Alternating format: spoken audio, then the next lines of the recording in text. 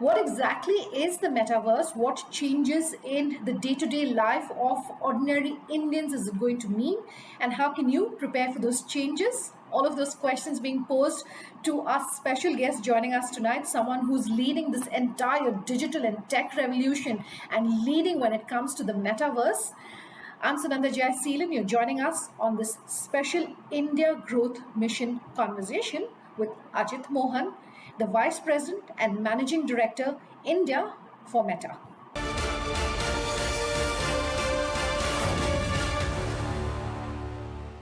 Ajit, so good having you here with us for this very exclusive conversation, just helping our viewers understand what exactly the metaverse is. And, the first time I'd heard of the metaverse was when Mark Zuckerberg really made that big announcement. How can you explain the metaverse to us in layman terms? Try, Sunanda. I think, and it's interesting. I think some of it, as you're hinting at, the experience of it kind of, invariably creates an aha moment, right? Okay. Over the last few months, I've been doing meetings in virtual workrooms where, you literally feel like you're inside a workroom, like a regular room. Your colleagues are there as avatars of themselves. You're an avatar of yourself. Technology is evolving where my hand movement in the real world is now starting to get reflected in the virtual world, and it's very powerful, right? And in a world where we're still a lot of us working remotely, and we haven't met people in person, it really is a big next best alternative to being physically in the same space. And you can obviously see how powerful it is, not just in the work context, but for you to engage with your friends and family. So there is a bit of experiencing it, but if I can try and explain it, it is a more immersive, embodied version of the internet. And over time, we will not just connect with each other. We will engage with sources of entertainment, like being in a virtual concert. We will engage with brands because it'll be a great experiential way to be introduced to something new. And of course, you can see where this goes, right? I mean, if you're an avatar of yourself, at some point you will care about what are you wearing, what accessories, and there will be an entire economy built around it. So this is really where, in the long evolution of technology and now what we call the internet, where it was only voice and then there was video and 2D of all kinds. I think the best way to see this is it's the next version of the internet, 3D, more immersive, and you will feel like you are in it. Hopefully today that interface to it is through devices like Meta Quest. And today we are investing a lot to kind of not just build those devices, Sunanda, but also try and reduce the what is today a fairly, relatively largish headset into hopefully what in few years will be an AR glass, which just makes it a lot more accessible to everyone. So there's a lot of work that's going on in terms of the interface to it, the devices. There's a lot of work going on in building the software foundational blocks, like what are the standards for 3D. And there's a lot of work in terms of enabling all these creators and companies who will build experiences. I think the one thing that we want to call out is that we have no illusion that we are building it all ourselves, right? And there is only going to be one metaverse. We essentially see these as spaces that are created by different companies, and right from day one, unlike probably the mobile internet, where at least some of the companies managed to create walled gardens and closed ecosystems, we are designing from day one a principle of being open. Okay. And fundamentally, the structure is for enabling the creation of spaces that can connect with each other. But layman, you're in it. It's more immersive. It's a more embodied version of the internet. This is going to be big. And I think this is the time to imagine and conceive in a world where some of the foundational blocks are in place. What are all the big ideas that can be built on top of it? So are you suggesting that my avatar in the future in the metaverse will be able to attend meetings while I probably go and grab 40 wings? I think it's a great product idea. You may be way ahead of your time, but I can see the power in it as much as you do, Sunanda. Both of us would be avatars. Okay. In a setting where you could be in an office that looks out to the beaches of Goa, for example, or looking out into the skyscrapers in New York, and it'll be two avatars talking to each other, and it'll feel very real. Ajit, I have to take a very quick commercial break on that note. Back in just a moment.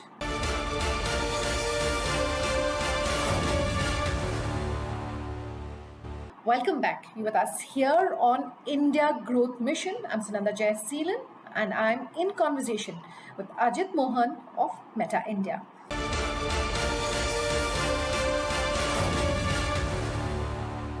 How soon, in your opinion, Ajit, will it be before we start seeing large-scale adoption here in India? I know you said that work is happening, and there's a lot of work happening. But how soon before we start seeing it become an actual reality here in the country? I think there are two sides to it. And Sunanda, I think it's important to call it out. One is our Quest devices are not yet available in India. And today, that is the entry point to some of the early versions of these spaces that are being created, including, let's say, the virtual workrooms that I was describing. Hopefully soon, right? I mean, we haven't figured out a timeline for those devices or the next generation of devices that are going to come soon. The second part is, as Mark himself articulated in December, we also see India playing a huge role in shaping the metaverse globally. By 2024, India is going to have the largest developer ecosystem in the world. So I think if you look back at the early 90s, right, when a lot of the current version of the internet was being built, there weren't that many people online in India. The tech capacity in India looked quite different. The quality of entrepreneurship looked different. I think it's all quite different in 2022, where we have massive scale. We have 700 million people online, one of the largest developer ecosystems. So I do think the opportunity for India is not just from a consumer and an experiential point of view. It is also in terms of, with all the tech capacity in the country, with all of the explosive activity around new models, I do think there will be a lot of ideas that come from India and a lot of developers building things around the metaverse for the world that will come from India. That's a big opportunity that's here and now. And a lot of our work in India is also, how do we activate that? How do we inspire these developers to start building for what we believe is going to be the next version of the internet? And I think that's exciting as much as, as new devices come in and adoption goes up. Both those opportunities can be pretty big. Absolutely, and that's going to bring the focus back on data privacy and security of data much more now than ever before. How are you preparing yourself to answer those questions? I think one of our big learnings, Sunanda, from everything that we have seen in the last 17 years or so is, in the mobile internet, we didn't anticipate a lot of the challenges, a lot of what we have seen in the last few years, right? In terms of, there are bad actors that'll want to do harm. As much as most of technology is being used for good, there will always be subversion of new technology. We really see the opportunity, given that we are really thinking about building this over the next 10 years, right? It'll take time. The different building blocks of it, both from a hardware point of view and a software point of view, are only starting to be built now. We think there's an opportunity to get this right from day one. For us to think about everything, leveraging all the learnings from the last few years into a privacy, safety, and security agenda and a set of principles that we can employ from day one in terms of how we think about building these new products, building these new toolkits. And that's what we're trying to do. Very briefly, Ajit, I want to talk about the role of government regulation, given that government regulation, typically takes a little bit of time to really catch up with the changes that are taking place. In India, how do you see that really changing? I mean, I think we have been quite vocal that in many ways we see India as one of three poles in the world of the open internet, between the US, Europe, and India, in terms of influencing sort of, hey, what should be the framework? What are the rules that companies should abide by? I think that's been the case. I think you've seen a lot of work in India in terms of thinking about regulation. I think, as I mentioned, our view in general is that we believe in regulation. I think we also believe that this is, there's a lot of innovation happening here. So it is good for all of us to be extremely thoughtful about thinking through what the boundary conditions should be. And of course, I think there's a huge responsibility for us as a company that we get some of the fundamental principles around privacy and safety and security right from a very early stage. I think there's been, because of the change in the name of the company, because of how vocal we have been about how much we are investing behind this. I think it's also important to call out, Sunanda, that it's going to take time. In many ways, Mark's articulation is what will it look 10 years from now, right? We really are solving it for the long term. So I think the right answer is for all the stakeholders to be engaged on, given how big a technology shift this is, for us to be really thoughtful about what did we learn from the last version of the internet and how do we create a framework that still allows us to accelerate innovation in a way that benefits everyone and still learn from everything around privacy, safety, and security principles over the last 3 years, or the last few years. Ajit, I have to take a very quick commercial break on that note. Back in just a moment.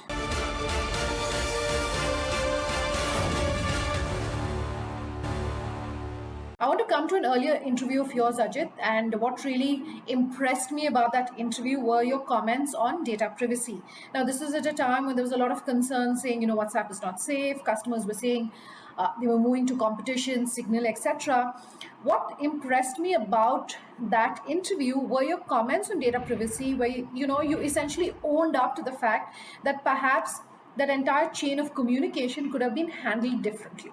So I want to talk about crisis communication and ask you to talk to our viewers about crisis communication and really, if they've perhaps not conveyed the right information to their clients, to their customers, how should they be doing that differently? I think it's a great question, Sunanda, and I think you have two parts to it. I think in terms of engaging with your own community and stakeholders, I think you're right. I think the bar has gone up for leaders like me and other leaders to be a lot more connected to our teams, because the role that we are playing is not just of running a business, but in the context of the last couple of years, it's also to make sure that we are aware of what's happening in people's lives and to show up not just with empathy and care, but hopefully be in a position where you're able to influence personal outcomes for individuals with things that you can do as a leader and as a company. And nowhere was this true more than during some of the the most difficult days of COVID last summer. I think we had to, as a company, show up and figure out how we could be helpful to our employees. And I think it has made all of us better leaders. I think it was not true just for us. I think it's true in every company in India, small and large. And I think we are walking away from hopefully what is the end game in the pandemic to recognizing a more expansive role for the leader, more empathy and more care, but also kind of more tuned to sort of the personal health and well-being of our teams. And I think that's a big positive move.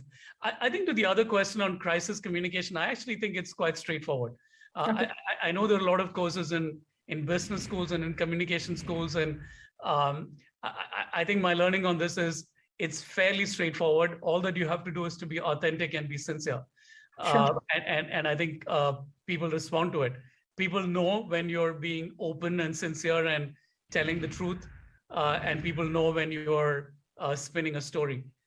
So the easiest thing to do, or the most effective thing to do, is the easiest thing to do, which is just speak the truth.